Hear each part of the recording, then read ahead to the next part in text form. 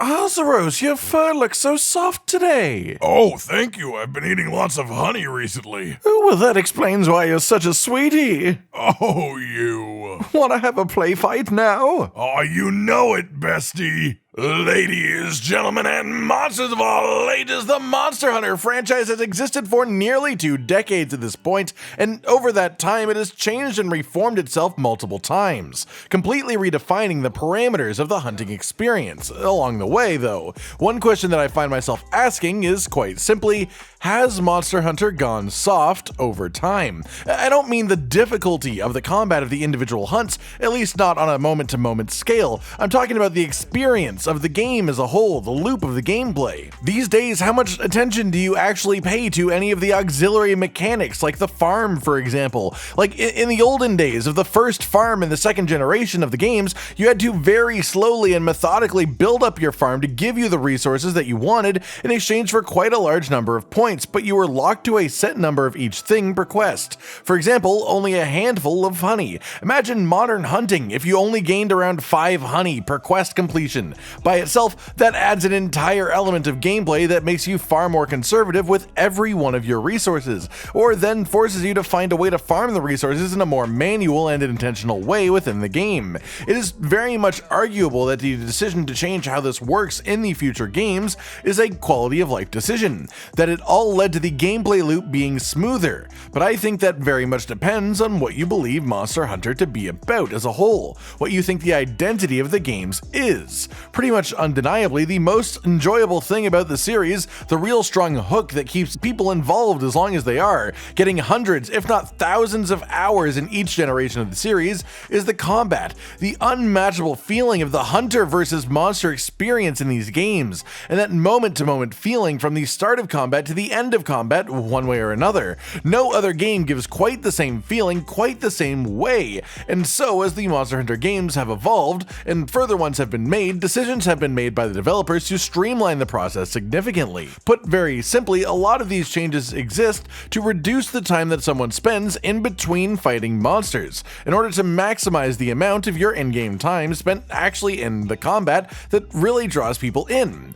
Efficient farms at the base allow you to completely ignore proper resource grinding like the submarines in Rise, and in Monster Hunter Rise specifically, the travel speed boost that you have been given on hunts through wire bugs and also palamutes, along with just knowing where every monster on the map is the second that you arrive, it streamlines the process. Does that mean that the games have gotten softer? Yeah, I mean, in the most literal sense, Monster Hunter has gone from a hardcore RPG to a much more casual pick it up and go experience.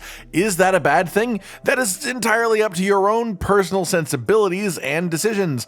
Many people believe that all of these intricacies and the grinds of the prior games were a massive part of the immersion factor of these old school Monster Hunter games, and that removing them and overwriting their usefulness just sort of sucked personality out of the series as a whole. The other crowd simply believes that the quality of life improvements, the way that the gameplay actually feels in comparison to the older games, justifies the changing of some very well-respected former systems. For example, in Monster Hunter World specifically, I think they had the best balance. They removed a lot of the grind, but they added in somewhat flexible endemic life system, and things like the room decorations. We paid $9 for this? I paid 10. They took away systems that were required maintenance to complete between combat and instead added in new systems that were optional but rewarding and fun. Although, yes, the majority of the room decorations were paid DLC, so only a little bit of that system was generally available. But if you still aren't buying my stance, let's look at something specific like egg delivery quests. In the first Monster Hunter game, upon entering a zone while carrying an egg,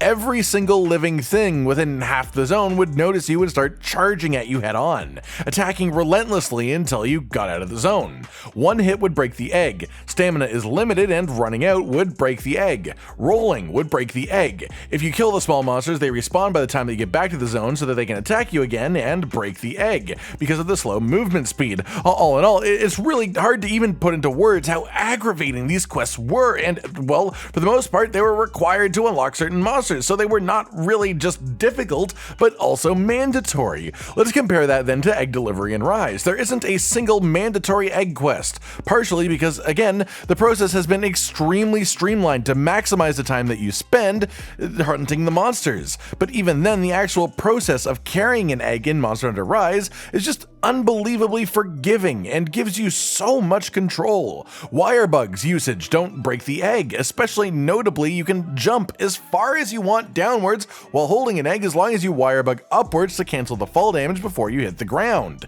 You can even roll while carrying an egg now for some reason. Not that you necessarily need to, because most small monsters are generally not aggressive unless you are fighting something around them, but on the off chance that one of them does get somewhat close to you with an eye for violence, you can now even press the dodge button to use iframes while holding an egg. And then you can use the wire bug to get distance faster than the monsters can chase you. And do you see what I'm saying here? The whole system is designed in a way that makes it all feel very soft in comparison. The fairest way of saying it, I think, is that over the years, the Monster Hunter series has simply made the hunter more powerful in every single possible way. Even our resource management has become undeniably stronger. While the hunt experience is still extremely fun, it is obvious that the power dynamic within the games has shifted. The way that we think about hunters versus monsters is totally different to how we thought about it while playing those older games. In the new games, our hunter, the story of our hunter, we are the one person in a village that is full of other hunters that is capable of holding back these threats. We are, in lore, in story, not just a hunter, but a particularly strong hunter among other hunters. In the earlier games, you are basically the only hunter your village has. In a way, the softening of mechanics entirely reflects this lore progression, but again, to some people, it isn't about if it matches, it isn't about if it makes sense, it is about how it feels. To me, as a person who first played Monster Hunter World, then played much older games in the series, and then of course I've also played Monster Hunter Rise, I think that the series is definitely getting closer to its own vision over time. Yes, we have lost mechanics, and yes, the game is less of a hardcore RPG, but never before has the technology existed to allow the fights to be what they are now, to allow the monsters to evolve how they have, and will absolutely continue to do so. And in that world where we all know that the monsters are the star of the show in this game, can we really blame Capcom for doing everything they can to put us in front of the monster as often as possible? I know that I can't, and while I can understand people who have gripes with these changes, I simply personally think that the games are still incredibly enjoyable, and while maybe not all the same needs are satisfied, the ones that have been focused on have been amplified and magnified. Yes, Monster Hunter has gone soft to an extent. No, that is not a bad thing. Yes, the series has changed, but the older games still exist, they're still out there, and they're not going anywhere. I'm much more excited personally to see the future of where Monster Hunter will go. Soft or hard, the experience that lays within. Alright everyone, I've been Cotton Dinosaur, and this has been a little discussion about whether or not Monster Hunter has gone soft. Do you agree with me on this, or am I just a silly little fifth leader who knows nothing? Like if you like the video, subscribe to the notification bell for more, and most importantly, ladies and gentlemen, until next time, stay sweet.